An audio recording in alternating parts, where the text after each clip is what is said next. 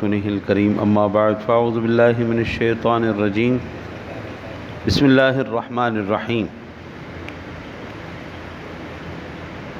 سامعین ذوی الاحترام والاحتشام، آج ہم نے 30ویں پارے سے سورہ نبا سے تلاوت کا آغاز کیا جی، جو کہ ترتیب کے لحاظ سے 78 نمبر پر اور ترتیب نزولی کے لحاظ سے 80ویں نمبر پر سورہ مبارکہ نازل ہوئی ہے۔ سورہ نبا کی ابتدا میں ایک عظیم خبر اور واقعہ یعنی قیامت کا تذکرہ کرتے ہوئے ایک حتمی جو واقعہ امر ہونے والا ہے وہ ذکر کیا گیا ہے۔ ابتدا میں لوگ قیامت کے حوالے سے ایک دوسرے سے سوال کرتے ہیں، جس کے جواب میں اللہ وحدہ لا شریک نے ایک تہدید آمیز لہجے میں ارشاد فرمایا کہ ان قریب تم سب اس کی حقیقت سے آگاہ ہو جاؤ گے۔ آگے چل کر قیامت کی حقانیت کو ثابت کرنے کے لیے بطور دلیل ارشاد باری تعالیٰ ہے کہ اس کائنات میں موجود بہترین نظم و ضبط اور اس بات کی واضح دلیل ہے کہ اس فانی دنیا کے بعد ایک ثابت اور ہمیشہ رہنے والا عالم بھی ہے جو ثواب و عقاب کا دن ہے، نہ کہ عمل کا۔ اس کے بعد اس دن واقعات کی توصیف کرتے ہوئے فرماتے ہیں کہ اس دن سب لوگوں کو جمع کیا جائے گا، جس کے بعد ظالموں کو دردناک عذاب میں مبتلا کیا جائے گا، اور جبکہ متقی اور پرہیزگاروں کو ہمیشہ باقی رہنے والے انعامات سے نوازا جائے گا۔ جتنا مرضی کوئی بندہ بھاگ لے قبلہ، جتنا مرضی کوئی بھاگ لے، ایک نہ ایک دن رب کی عدالت کا سامنا کرنا ہی کرنا۔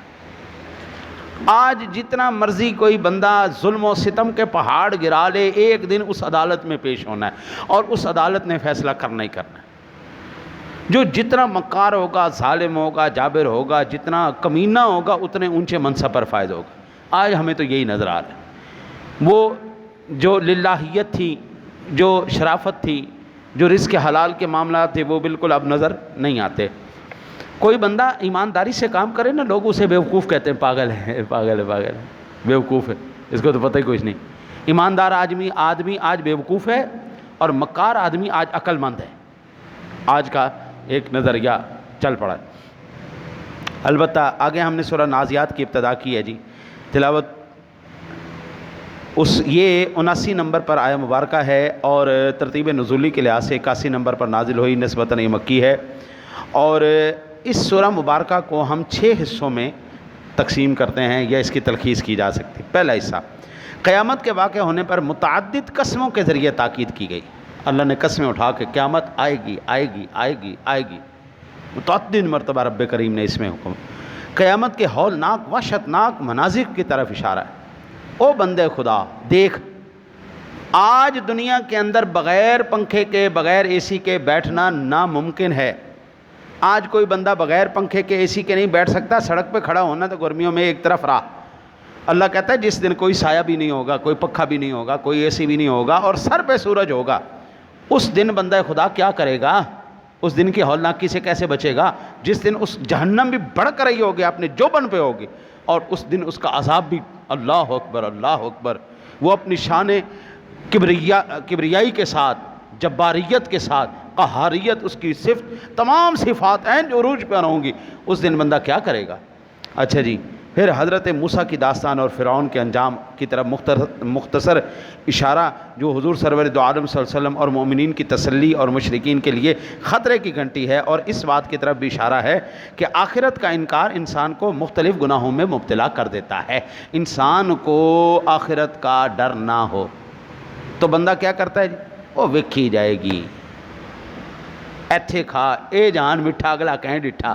ہاں جی، یہ اس جہان میں تو کھاؤ نا یار، کھاؤ کھاؤ، اگلے جان دیکھی جائے گی، ٹھیک ہے۔ ہاں جی، پھر اللہ وحدہ لا شریک نے زمین و آسمان میں اللہ کی قدرت کی نشانیوں کا بیان کیا، جو آخرت اور موت کے بعد زندگی پر واضح دلیل ہے، ٹھیک ہے جی۔ پھر رب کریم نے قیامت کے بعد اور حوادث، طغیان گروہ کے انجام اور نیکوکاروں کے انعامات کی طرف اشارہ کیا۔ پھر آخر میں جو چھٹا اس کا ہم حصہ ہے، تلخیصاً قیامت کب واقع ہوگی اس بارے میں کسی کو حتمی علم نہ ہونے پر تاکید، لیکن یہ بات مسلم ہے کہ اس کا وقوع بہت قریب ہے۔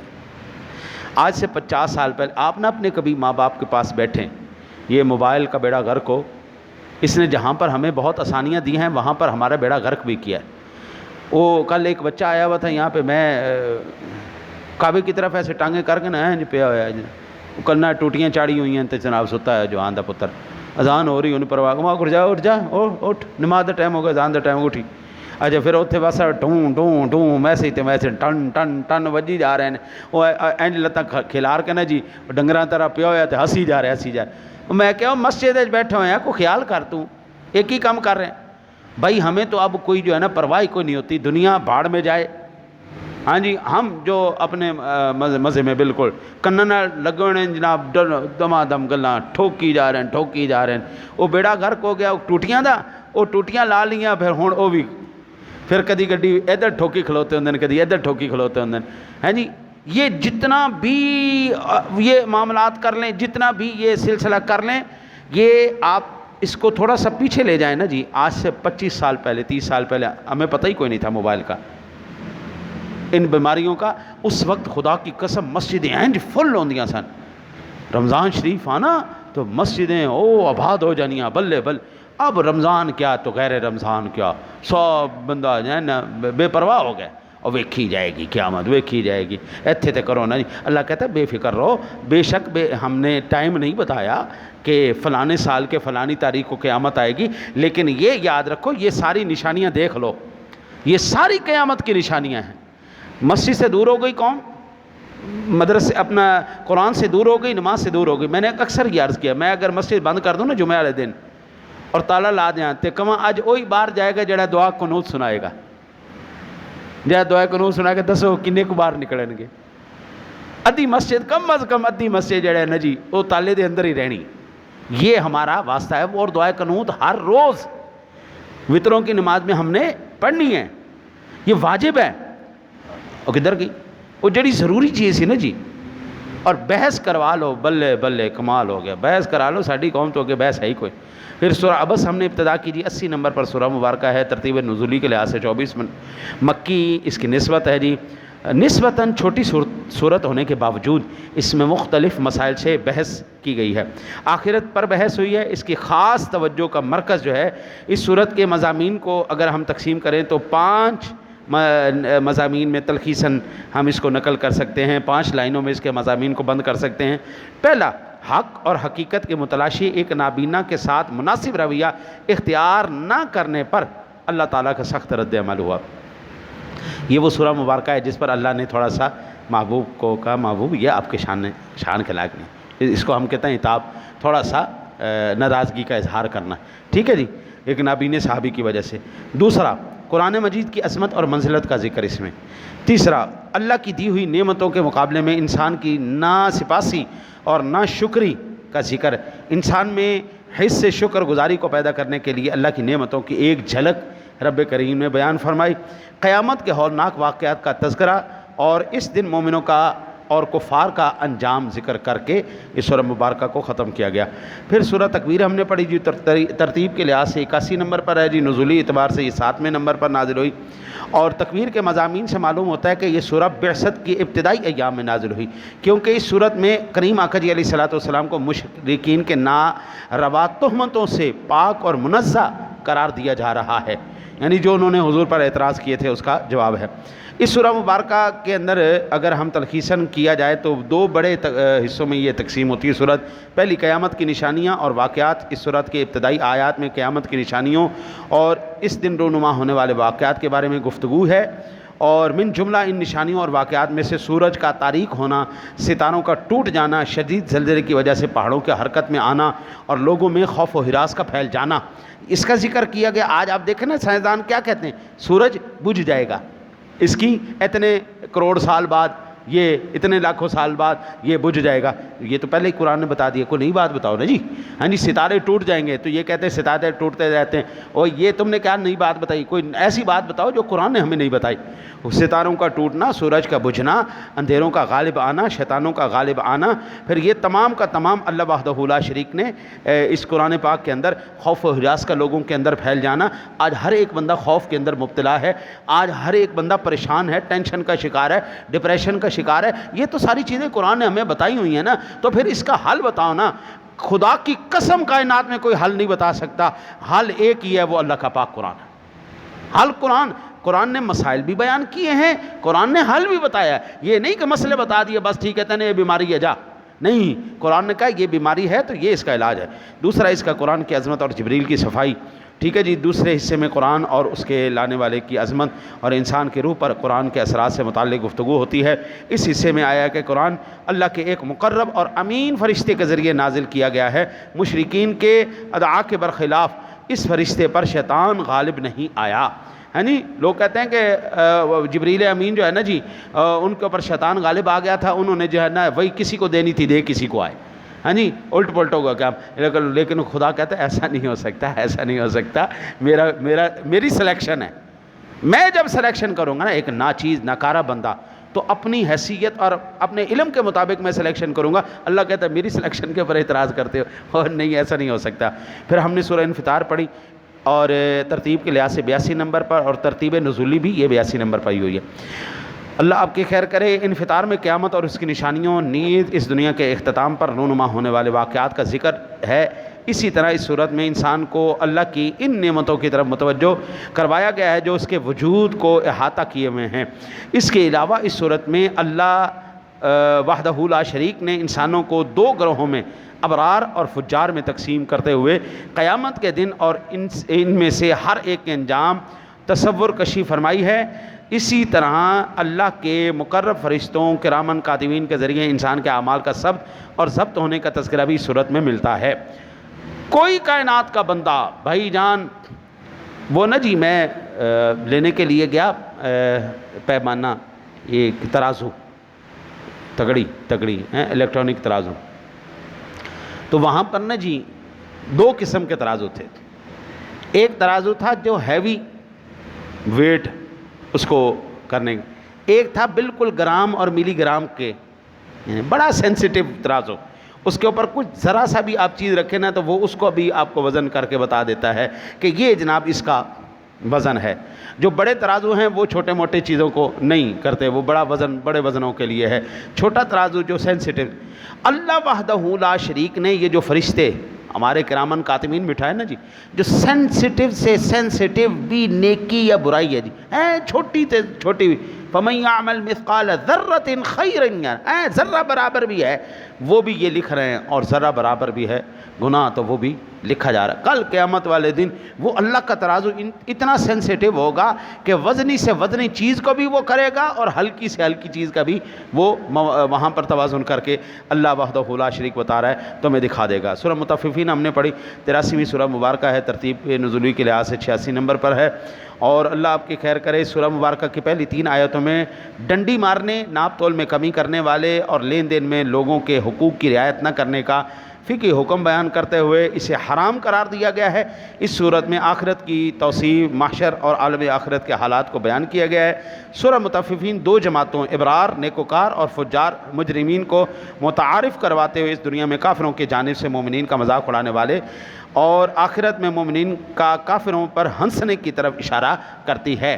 ہاں جی، لوگ آج نیکی کرتے ہیں نا تو دنیا ہنس دیا، ہو دیکھو بیوقوف، دیکھو بیوقوف، ہاں جی، کل قیامت والے دن اللہ کہتا ہے ان کی ہنسی ان کو مہنگی پڑ جائے گی۔ وہ ابھی کیوں ایسی اسمبلی چ کیوں سلیم صاحب اسمبلی چ ایسے رو بابے نے انج کیتا سی، انج کیتا سی، انہیں انج کرنا بھی پھڑیا گیا، ہاں جی، انج کرنا بھی پھڑیا گیا، انہیں کہا بڑا اچھا ہویا، بڑا اچھا، کٹو کٹو انہوں کٹو پھڑ کے، ہاں جی، بعد کہتا جی مینوں بھی کٹ پی گئی ہے جی، میری بال توڑ دیتی، ہاں جی، اور تو پہلے انج نہیں سی کرنا نا، جب انج کر رہے سے ادو تو ٹھیک سی، جب تینوں کٹ چڑھی اگلے نے ادو کہنا جی آئے میرے تو ظلم ہو گیا ہے، میں ماریا گیا، میری باواں ٹوٹ گئی ہیں، ہاں جی، کل قیامت والے دن سارے جتنے بھی ہستے نے نا ایمان والے تھے، ہائے ہائے ہائے ہائے کہ بلا میں نا جی رہ رب دا نا جے رہ رب دا نا، اللہ کہندا آ جان گے سارے کڑی کیچ۔ سورہ انشقاق ہم نے پڑھی جی، 84 نمبر پر سورہ مبارکہ ہے، ترتیب نزولی کے حساب سے 83 ہے، اور انشقاق اپنے سے پہلے والی 2 صورتوں تکویر اور انفطار کی طرف کلی طور پر مکی صورتوں کی طرح آخرت اور اس کے حالات اور آخرت کے بارے میں تذکرہ کرتی ہے۔ ان حالات میں سے ایک آسمان پھٹ جانے کی طرف اشارہ کرتی ہے، اور پھر 2 قسم کے لوگوں کے بارے میں بیان کرتی ہے۔ پہلا گروہ اصحاب الیمین کا ہے جن کا نامہ اعمال ان کے دائیں ہاتھ میں ہوگا، اور دوسرا گروہ اصحاب الشمال ہے جن کا نامہ اعمال ان کے پیچھے سے دیا جائے گا۔ ٹھیک ہے جی. تیسرا پھر آگے ہم نے 85 نمبر سورہ مبارکہ پڑھی جی سورہ بروج، جو ترتیب نزولی کے لحاظ سے 27 نمبر پر ہے، اور سورہ بروج کا آغاز آسمان، روز قیامت اور اس کے وقوع کے قسموں کے ساتھ ہوتا ہے، اور اس میں مومنوں کو تکلیف پہنچانے والے اصحاب الاخدود کی ہلاکت کی داستان کا ذکر ہے. پھر اس میں مومنین کے مومنین کی جو معاملات حالات ہیں اس کے بارے میں ہے. قیامت کے دن ان کے اجر اور صفات اور افعال کا جو بیان کیا گیا ہے. اس کے بعد فرعون سمود کے علم خدا، انسانوں کی حرکات اور سکنات اور نیتوں پر اس کے احاطے اور قرآن کی عظمت کی طرف اشارہ کیا جاتا ہے. کائنات میں کوئی ایسی حضرت صاحب بات نہیں ہے جو آپ کے دل میں بھی آئی ہے اور اللہ نہیں جانتا. آپ کے دل میں بھی کوئی بات ہے تو وہ بھی اللہ کی ذات جانتی ہے. تیرے دل کے اندر کیا اٹھنے والا خیال ہے، وہ اگر نیک خیال ہے تو تجھے اجر مل جائے گا، برا خیال ہے تو بھائی پکڑ ہو جائے گی. اچھا جی، سورہ طارق پڑھی ہم نے، ترتیب کے لحاظ سے 86 ہے، نزولی اعتبار سے یہ 36 نمبر پر ہے. اور اس صورت کے دو اساسی مطالب ہیں، ایک آخرت، دوسرا قرآن. اس کی قدر و قیمت اور اہمیت اللہ وحدہ لا شریک سورت کے آغاز میں قسمیں اٹھانے کے بعد انسان کے محافظ فرشتوں کی طرف اشارہ کرتا اور پھر امکان آخرت، انسان کی پہلی زندگی اور نطفے سے پیدائش کی یاد دہانی کرواتا ہے. اس سے نتیجہ لیتا ہے کہ اللہ وحدہ لا شریک نہایت بے قدر و قیمت ایک قطرے سے انسان خلق کرنے کی قدرت رکھتا ہے، نیز اسے دوبارہ پلٹنے پر بھی قادر ہے. بعد والے مرحلے میں متعدد جو اللہ وحدہ لا معنن دار قسموں کے ساتھ قیامت کی کچھ خصوصیات اور اہمیت قرآن بیان کرتا ہے. آخر کار کافروں ڈرانے اور دھمکانے کے ساتھ ساتھ اس صورت کو تمام فرماتا ہے، کافروں بندے دے پتر بن جاؤ. تو میں کہتا ہوں کہ صرف کافروں کے لیے نہیں ہو، مسلمانوں تو بھی بندے دے پتر بن جاؤ، کافراں والے کام نہ کرو. ہاں جی، ہے رمضان دا مہینہ اور پھر بھی لٹ کے کھادی جاندے ہو قوم نو، مہنگائی کر کے خریدوزی کر کے ڈیزل ہی نہیں مل رہا جی، ہوں ڈیزل ہی نہیں مل رہا، پٹرول مہنگا کر کے رکھ دیا، بیڑا گھر کر کے. تو لہٰذا اللہ کہہ رہا ہو بندے دے پتر بن جاؤ، مسلمانوں تو بھی تو کافروں تو بھی. سورہ اعلیٰ ہم نے تلاوت کی ہے جی، 87 نمبر ہے، ترتیب مصحفی کے اعتبار سے، نزولی اعتبار سے 8ویں نمبر پر آئی ہے جی، نسبتاً مکی ہے جی. اور دو حصوں میں اس کو ہم تقسیم کر سکتے ہیں جی. پہلے حصے میں حضور سرور دو عالم صلی اللہ علیہ وسلم کی ذات بابرکات سے متعلق گفتگو ہے، اور آپ کو اللہ کی تسبیح اور اپنی رسالت کے ادا کرنے کا حکم دیا جا رہا ہے. اس حصے کے آخر میں اللہ کی 7 صفات کا تذکرہ ہوتا ہے. دوسرے حصے میں مومنوں کو اللہ کے سامنے خاشع اور کافروں کو شقی قرار دیتے ہوئے ان دو گروہوں کی سعادت اور شقاوت کے عوامل جو ہے وہ بیان کیا گیا ہے. آگے ہم نے سورہ غاشیہ پڑھی جی، 88 نمبر پر سورہ مبارکہ ہے، نزولی اعتبار سے 68 نمبر پر ہے، نسبتاً یہ مکی ہے. غاشیہ بہشت اور اس کے نعمتوں کے صفات اور دوزخ اور اس کے عذاب کے بیان سے شروع ہوتی ہے. پھر اللہ کی وحدانیت کے بارے میں تذکرہ ہوتا ہے. ان آیات میں اللہ تعالیٰ انسانوں سے کہتا ہے کہ وہ خلقت کی خوبصورتیوں پر توجہ کریں. دنیا کے اندر جتنے بھی نظارے اس نے بھیجے ہیں، ذرا اس کی طرف نظر تو مارو، کتنے خوبصورت نظارے ہیں. جسے اونٹ آسمان، جیسے اونٹ آسمان، پہاڑ، زمین کی خلقت کی جو خوبصورتیاں ہیں ان پر توجہ کرو. ان مخلوقات کی خوبصورتیاں اور اسرار انسان کو اللہ تعالیٰ کی طرف رہنمائی کرتی ہیں. پھر آقا جی علیہ الصلوۃ والسلام کی نبوت کا تذکرہ ہوتا ہے. آخر میں کافروں کو عذاب کی دھمکی دیتا ہے. اس کے علاوہ اس صورت میں منکرین کے انجام، نیز مومنین کی شادمانی اور شادابی اور فلاح اور دستکاری کے بارے میں تذکرہ ہے. سورہ فجر ہم نے پڑھی جی، اور یہ نسبتاً 99 نمبر پر ہے، نزولی اعتبار سے 10ویں نمبر پر، نسبتاً یہ مکی ہے. یہ سورت قوم عاد کے انجام اور نیز ارم ذات العماد، اونچے ستونوں والے ارم، اور قوم سمود اور فرعون اور ان کے فساد اور سرکشی کی طرف اشارہ کرتی ہے. سورہ فجر اس نقطے کی یاد آوری کرواتی ہے کہ انسان کو مسلسل امتحان الہی کا سامنا ہے اور نعمت اور مصیبت سے اس کا آزمایا جانا ہے. بعد ازاں اس امتحان میں ایمان اور انسانوں کی شکست کے اسباب بیان کیے جاتے ہیں اور روز جزا کی آمد کی طرف اشارہ کیا جاتا ہے. جب بے ایمان لوگ جہنم کے آثار دے کر متنبع ہو جاتے ہیں، لیکن اب کیا وقت ہے متنبع ہونے کا جو بہت بے فائدہ اور بے وقت ہے. سادہ لفظوں میں اگر کوئی بندہ یہ کہتا ہے نا جی میں ایک پرفیکٹ مسلمان بن جاؤ، میں ایک بالکل 100% پکا مسلمان ہو جاؤ، تو اس سورہ مبارکہ کو آپ پڑھ لیں. اس کے اندر آپ کو رہنمائی مل جائے گی کہ یہ کام کر لے تو پکا سچا مسلمان ہو گیا. اور ایمان پر اگر خاتمہ چاہیے تو یہ سورہ مبارکہ سب سے بہترین آپ کی رہنمائی کرتی ہے. پھر ہم نے سورہ بلد پڑھی جی. سورہ بلد 90 نمبر پر ہے, نزولی اعتبار سے 35 نمبر پر, نسبتاً مکی ہے. مکہ کی عظمت اور قداس بیان کرنے کے عنوان سے اس شہر کی قسم کھانے پر اس سورہ کا آغاز ہوا. محبوب ہمیں قسم ہے اس شہر مکہ کی جس کی گلیوں میں تو چلتا پھرتا. وانت حل بہذا البلد ہے جی. پھر بعد ازاں انسان کی خلقت کی طرف اشارہ کرتے ہوئے بیان کیا جاتا ہے کہ انسان کی زندگی رنج و مشقت کے ہمراہ مشکل ترین مگر بہترین اور باوقعت ترین اعمال غلاموں کی آزادی اور بے نماؤں کو کھانا کھلانے اور مدد پہنچانے کی طرف اشارہ ہوتا ہے. نیک اعمال کے عاملین کو اصحاب المیمنہ اور اصحاب الیمین اور جنتی قرار دیا جاتا ہے, اور منکرین اور بدکاروں کی طرف اشارہ کرتے ہوئے انہیں اصحاب المشأمہ, اصحاب الشمال اور دوزخی قرار دیا جاتا ہے. سورہ شمس ہم نے پڑھی 91 نمبر پر ہے, نزولی اعتبار سے 26 نمبر پر ہے. سورۃ تزکیہ اور تہذیب نفس پر تاکید کرتی ہے. نفس پر پاکیزگی, نفس کی پاکیزگی کو نجات کا سرمایہ اور نفس کی ناپاکی کو نا امیدی کا سبب سمجھتی ہے.